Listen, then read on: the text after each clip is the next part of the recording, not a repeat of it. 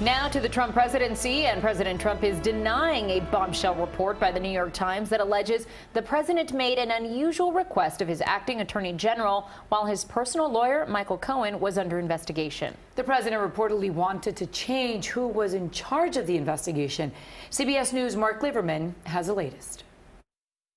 President Trump flatly denied a New York Times report that he asked his former acting attorney general to intervene in a hush money investigation. Did you ask acting attorney general Matthew Whitaker to change the leadership of the investigation into your former personal attorney, Michael Cohen? No, not at all. I don't know who gave you that. That's more fake news.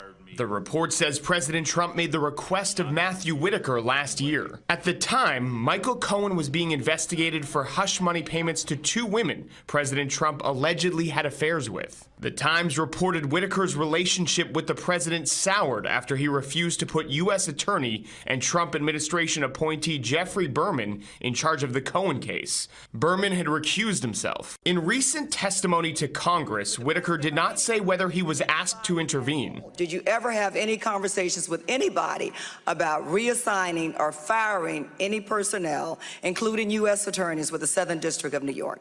Congresswoman, I sit on top of the Department of Justice, as you mentioned. And on Tuesday, Andrew McCabe, the former FBI acting director, made a startling statement in an interview with CNN. Do you still believe the president could be a Russian asset?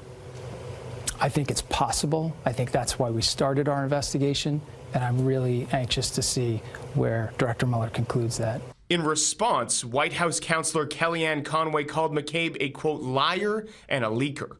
Mark Liverman, CBS News.